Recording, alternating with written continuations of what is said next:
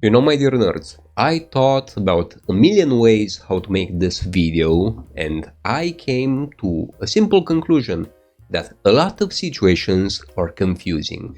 Sometimes we don't know which side is freaking up, what is black and what is white, what is beautiful. Probably not you, but I love you anyway. So I guess this video has the same theme. I'm gonna talk about this particular handheld, the Kinhank K56, and you know, it's both good and bad, it's white and black, yin and yang. I'm gonna start by showing off the good parts of this handheld, because it has some actual pretty amazing parts, and then the bad parts of this handheld, because it has some very bad parts as well. So let's do what we do best and take from Russ, like everybody else. Sit back, get yourself some carbs, some very fattening soda, and enjoy this video, my dear nerds, because I really enjoy making it. First things first, before I start, I want to say that this particular review unit of the Kinhank K56 was provided to me by Kinhank themselves.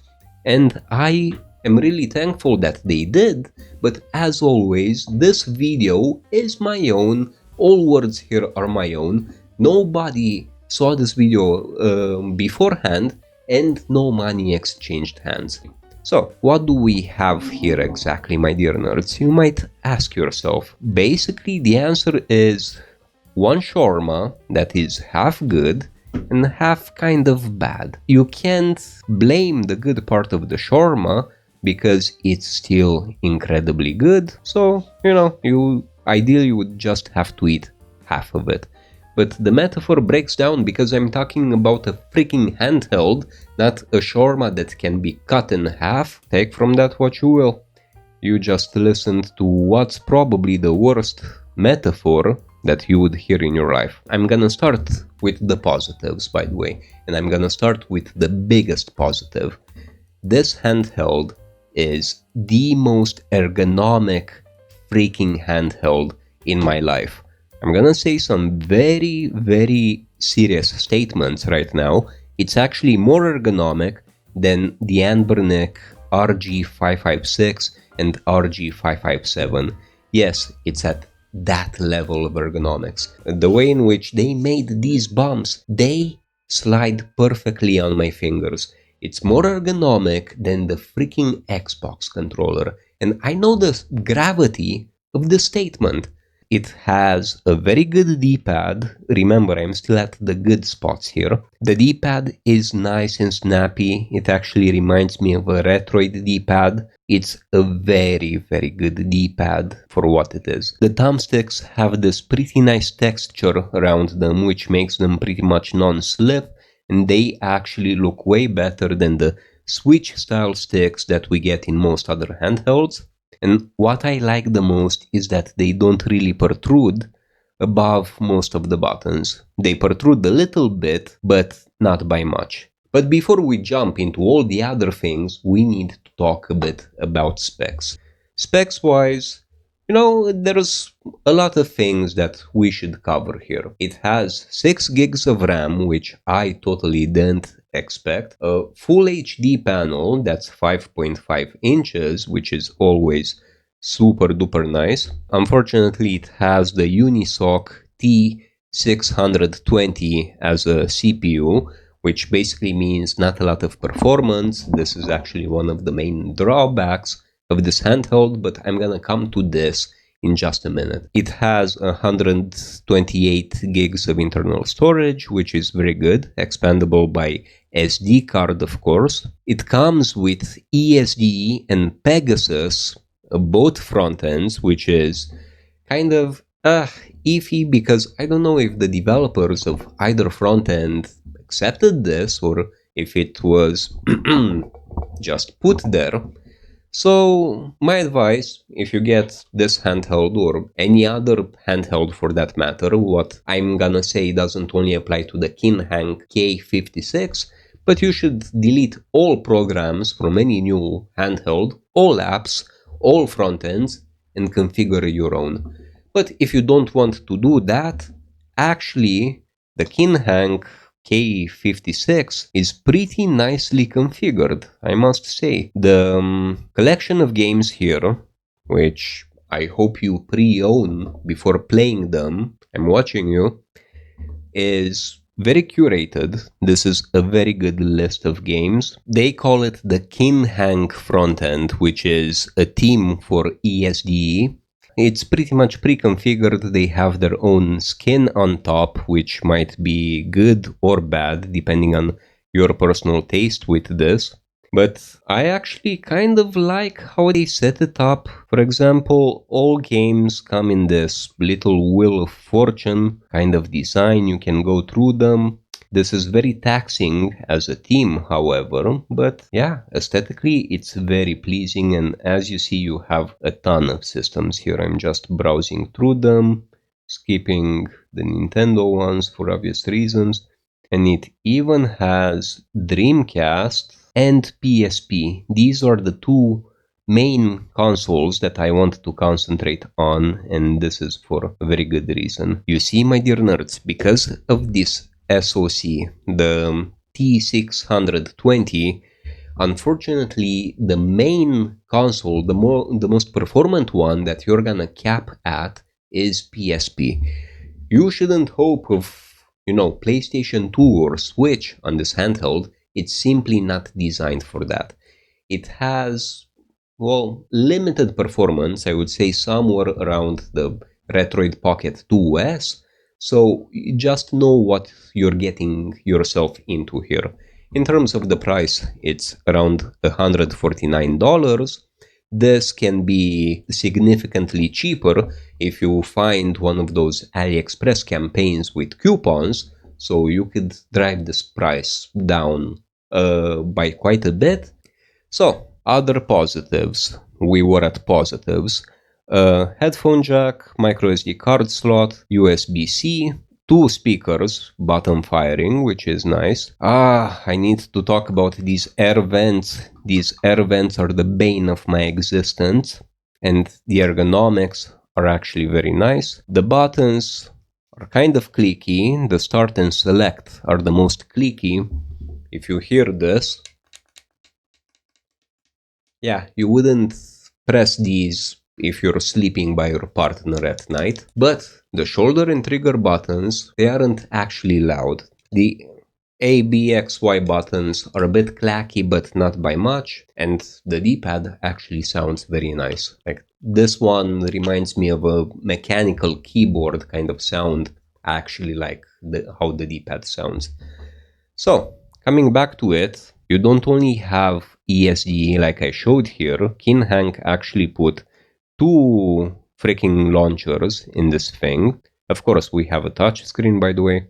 They also put Pegasus, in case you're into the Pegasus front end. I personally haven't used Pegasus that much, but I know Pegasus has a very loyal following. So in case you're in that category, just know that Pegasus is also pre-configured. And remember, nerds and nerdettes, do not disassemble this product if you are not a professional. As in, if you are a peasant, a filthy peasant. I'm kidding. I just found this sentence quite funny and I wanted to point it out a bit. If the battery is found to be bulging or leaking, please replace immediately. So, should I open it if I'm not a professional, but if the battery is leaking? I don't know, conflicting things here. Anyway, I kind of appreciate, to be honest, that they put these safety warnings on the box. Trust me, most handhelds do not, so yeah, some people might need those safety warnings. Those are actually good to be there. But coming back to the handheld, here's Pegasus. I just wanted to show it to you real quick. Looks pretty nice. For those who know how Pegasus is, I assume you're familiar with it. Like I said, this is not my cup of tea, so I'm gonna go back into Emulation Station and let's fire up God of War on this thing. Maybe we will like it. And this is actually a good way for you to see the games that are pre-bundled here. Of course, I had a save state at this freaking first boss, why not? So we're at 2x right now, and basically this is our cap. Remember, God of War is one of the hardest to emulate games in the whole PSP library, and at 2x resolution in very demanding areas, you're gonna see that dip from 60 FPS to 50s to the usually to the mid 50s, somewhere around there. You see, now it's holding. Now it's going back to the 48, so this is kind of the limit of what to expect from this thing. Of course, things like GTA Vice City Stories for PSP works like a charm, but also remember that GTA Vice City Stories was capped at 30 FPS on the original PSP hardware as well, so that's probably easier on most emulation handhelds. Although this is still a very demanding game, that's why a lot of Linux handhelds couldn't run this game properly. But here you can. But I digress. Now let's go to the bad parts of this. First of all, I just want to go off the record and say that I hate vanity design. I really don't like when things are added just as a design piece. I'm not a big fan of form over function, and this is where the air vents come in. You see, you have an exhaust and you have an intake, but if you look closely, there's nothing there because this specific handheld doesn't have a fan. Even though it has an exhaust and an intake, there's no freaking fan there for some reason. Now, don't get me wrong, it doesn't really overheat. I don't have any problems with the K56 throttling or, getting super hot. I never felt that. But I don't know why this is here. Why was it necessary? It would have been such a more beautiful handheld without these unnecessary holes. In fact, these give me anxiety that if I put it in my super dirty backpack, might get a lot of lint inside the handheld. Don't leave open holes if you don't need to. Kinhank, please. Take this as constructive feedback. For the next handheld. If you don't put a fan in it, don't leave the holes there. It feels wrong. Besides that, the other main criticism that I have is, of course, the performance. The problem with the T620 is that at this price range, remember that this handheld is $149, but with coupons you could get it probably for $120, somewhere around there. But even at $120, it's very close. The Kinhank K56 will be very close to something like the RG556, which it will still be more expensive, but there will be performance gains, you would have a different tier of hardware, and so on and so forth. So the third thing that I would criticize is the price.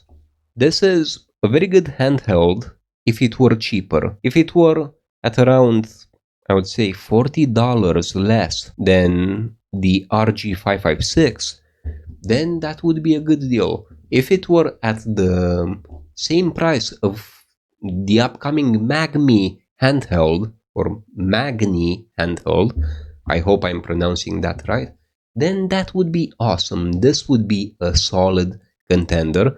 Plus, I'm kinda rooting for Kinhank. I'm not just saying this.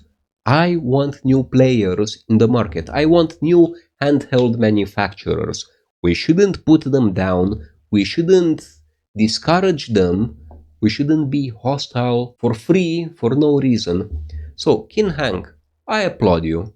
I really do. I hope that all of these points help you in your next product, and this sets the seeds for success in the future. Currently, for the Kinhank K56, would I recommend this? Well, the thing is, this is born in a very competitive landscape.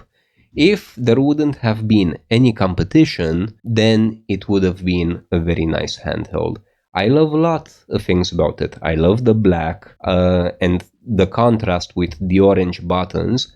At first, it seemed kind of weird to me because this is new, this is different, and then I ended up freaking liking it a lot, actually. I love a lot of things about these. And by the way, these are not analog triggers, just so you know, they are digital. They don't have that analog input on them. But at the end of the day, it feels very nice in the hand, and you can play most of everything under PSP. I should also point out that it comes in black, blue, white. In fact, we have the white here. We have a picture of the blue. Apparently no, but I saw the blue. I'm not impressed by the blue. Black or white, they are the best, in my opinion, non-colors of the K56. But anyway, coming back to my point here. If there were a less competitive landscape for this handheld, I think this would have been super successful. Right now it's an underdog. And it's unfortunate because, just our luck, the best ergonomics that I felt in my freaking entire life on on YouTube, is from a handheld that didn't find mainstream success. If ergonomics are very important for you, then sure thing, you can get it, but you need to keep in mind exactly what you're getting here. Remember that the performance is something that tops up at PSP. Remember that there's no analog triggers. The buttons are actually pretty nice, so I don't have anything about that. Remember the fan rant, and that's about it. So, like I said at the beginning, it's a very contrasty handheld, both good and bad. The good is very good, the bad is So yeah, tell me what you think in the comments. Do I regret playing around with this? No, this handheld taught me a lot of things. It actually taught me that other companies besides the mainstream ones can do ergonomics right. I cannot begin to tell you how much I love the ergonomics of this more than something like the Retroid Pocket 5. And you would think that, because that's in a different price segment, you would think that there would be more attention to detail in ergonomics there. But no, this is the top tier ergonomics, in my opinion. So, yeah, pretty much I said everything that I wanted to say about this handheld. There's gonna be a link in the description if you want to get it. So tell me in the comments, what do you think about the Kinhank K56? I'm not hating on this handheld. There's a lot of things that I like. I just hope the next one has a better SoC, a very competitive price, and if Kinhank, if you're listening, if you manage to do that, and I will personally root for you that you take the market share from other companies in this niche. We desperately need the competition, keep at it. So yeah, that's my review rant on this thing. Go in the comments, my dear nerds, let me know what you think, and we're gonna see each other in the next video. Bye.